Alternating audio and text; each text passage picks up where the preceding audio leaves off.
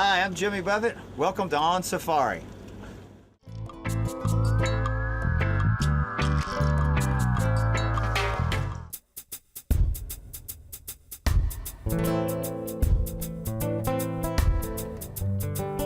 Once again, I have found myself drifting in the Caribbean Sea.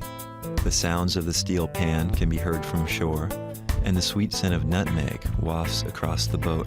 To describe the water below me as simply emerald green or a brilliant turquoise does it no justice, for embodied in its depths are centuries of a rich and dark history, and I sense it in the crashing waves.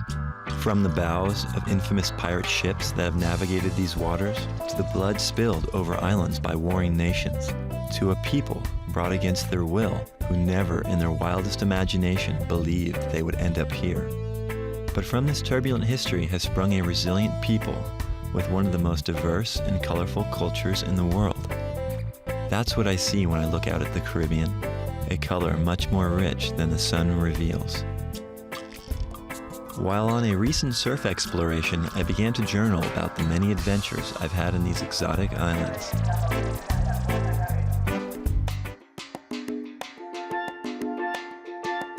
Over the years, Shannon and I have been lured back to these waters more than once. But this time it's different for us. We've decided to move to the Caribbean, leaving our native Southern California, set to write a new and somewhat unscripted chapter in our lives and that of our son Banyan.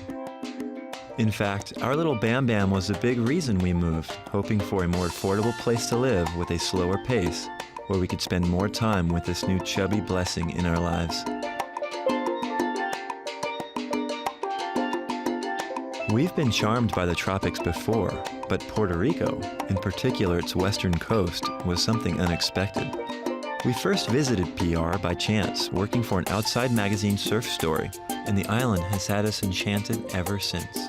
From its dramatic beachscapes and teeming jungles, to the wild waves and welcoming people. The place has everything we've been looking for, and being a U.S. territory, we could live and work and own property as citizens.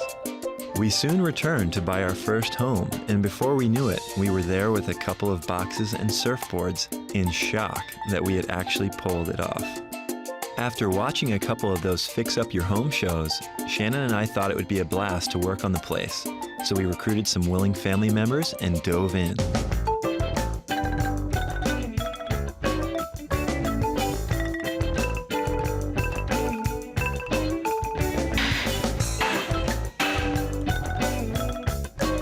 Puerto Rico! Wow! It's funny how you think you know the future and all in store. Your feelings may come and go, but the roots you made will be the weeds you sow.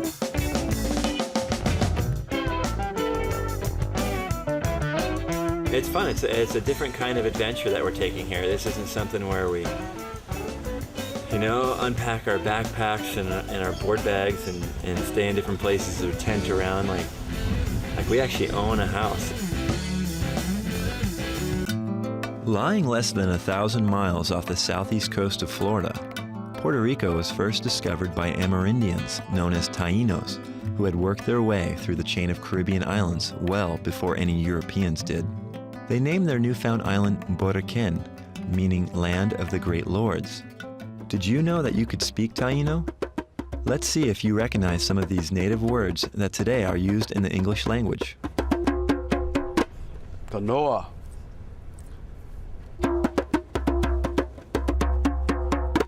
Barbacoa. Huh. Hurricane.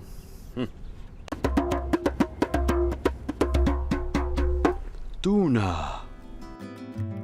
Unfortunately, these Taíno words are one of the few elements of their culture that still exist today, as the invading Spaniards nearly wiped them out, setting up shop for 400 years, renaming the island Puerto Rico, meaning rich port.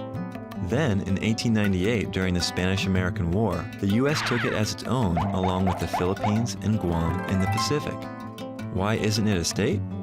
ask the Puerto Ricans, who have voted, though by slim margins, to keep their Commonwealth status.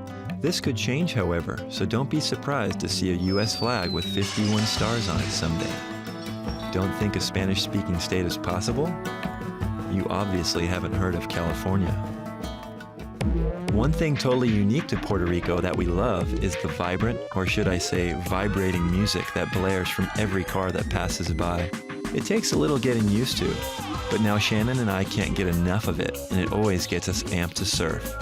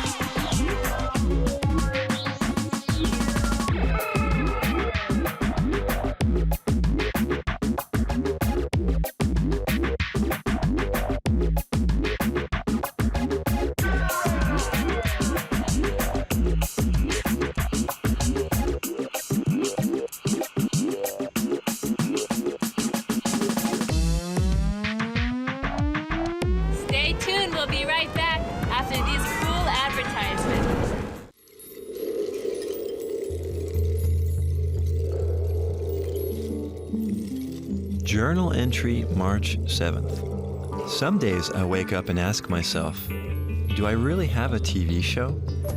It's surreal to share your life's experiences, thoughts, dreams, and jokes with people all over the world.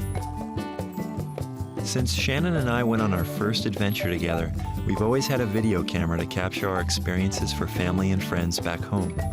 Then a few years ago, on the southern Caribbean islands of Trinidad and Tobago, we had an idea. What if we made a show about all these cool places we visit, find some surf, learn about the different cultures, and inspire others to get out and see the world? So we started looking into the camera and saying, "Welcome to On Safari!" There was no show, just the dream. But that's all it took. 1, 2, 3. Welcome to Trinidad and Tobago.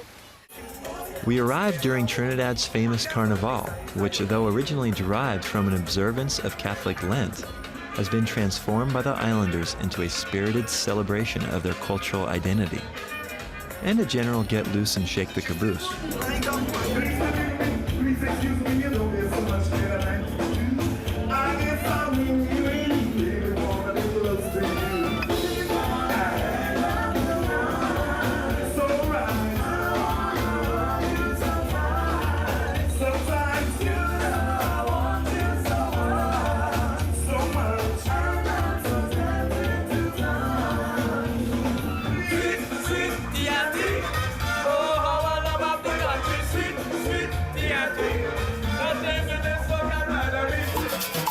Being in the middle of Carnival with the hot sun, blaring music, and wild costumes, it all started to blur, and I felt like I was transported into a fairy tale. Dragons to the left of me, goblins to the right, and there was this crazy genie that kept following me around. I was totally dehydrated, and by the afternoon of the second day, I started to lose it.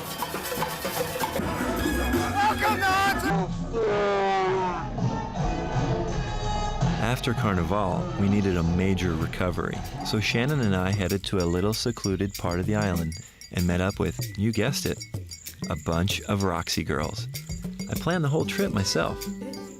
The crew consisted of 2004 Women's World Surfing Champion Sofia Milanovic, longboard stylist Cassia Miador, Florida lip shredder Kira Shepard, and Costa Rican senorita Andrea Diaz. After traveling with guys all the time, Shannon was super stoked to hang with all the girls. And to be honest, I was too. As the trip unfolded, I had a great time cruising with all the girls. They were always out doing something fun. They cooked great meals and really knew how to party.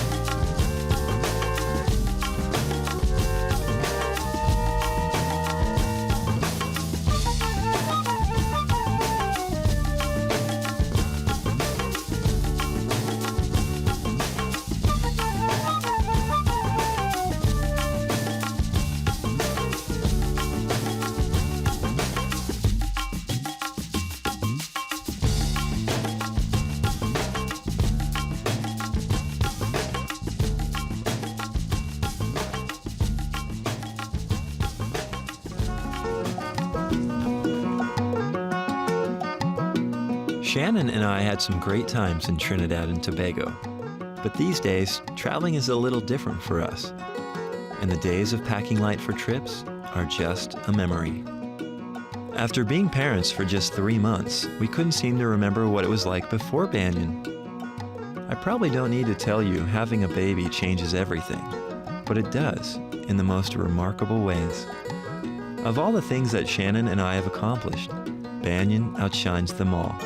And I've come to believe having a child is one of life's great purposes, that of giving life to another. I won't say it's the easiest thing we've ever done. It can be an exhausting experience.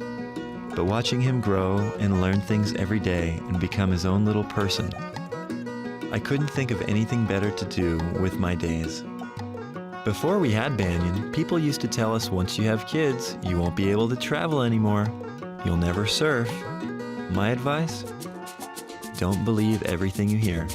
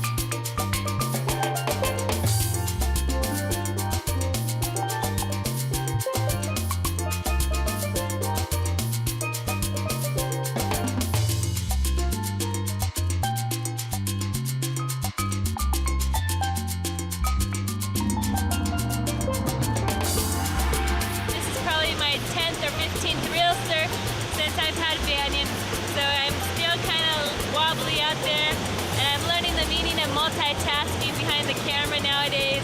When I'm filming Shane with one arm and feeding Banyan with another arm, and it's pretty cool. It's like learning how to surf all over again. You get that stoke and that excitement that you had in the beginning all over again.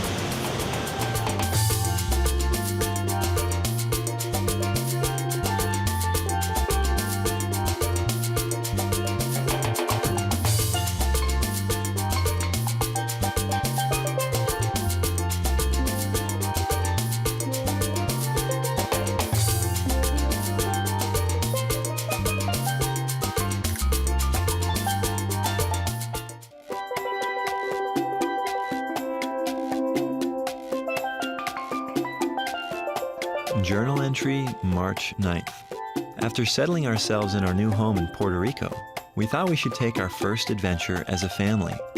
We had heard about another group of small islands said to be the former hideout of many notorious pirates, including the infamous Blackbeard.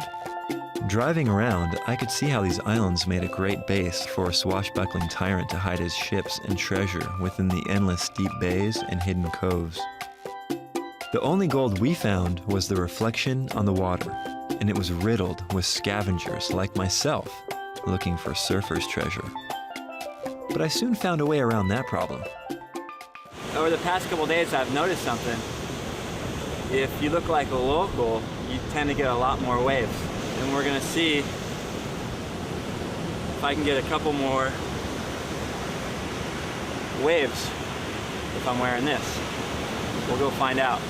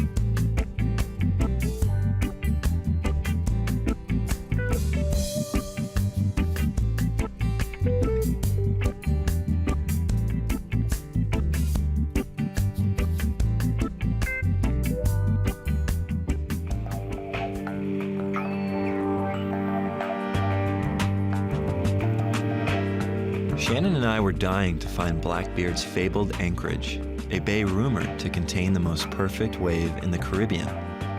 Blackbeard, alias Edward Teach, was a real pirate, and a merciless one at that.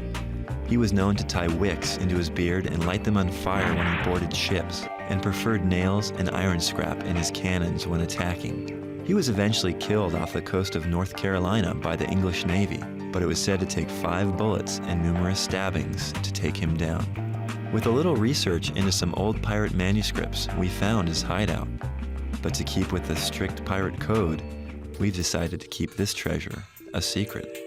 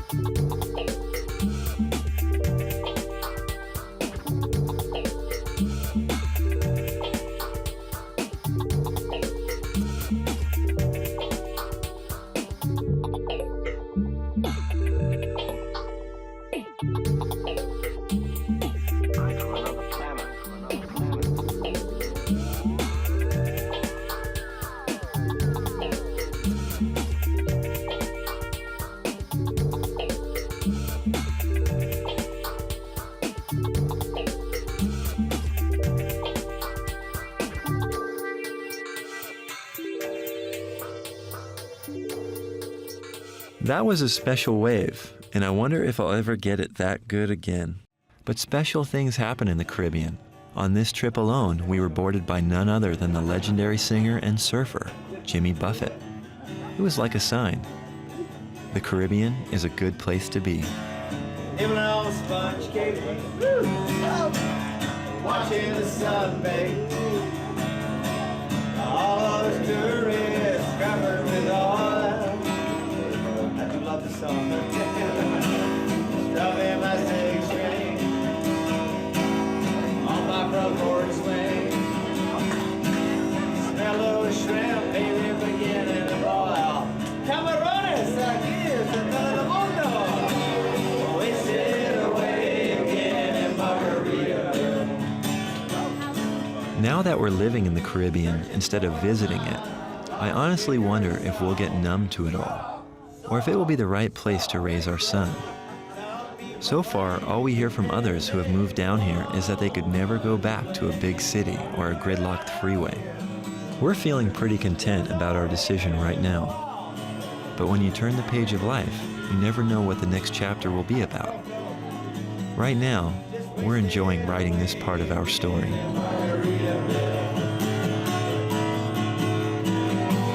Some people claim that there's a woman's thing, but I know. We hope you had fun with us. We'll see you next time on Safari.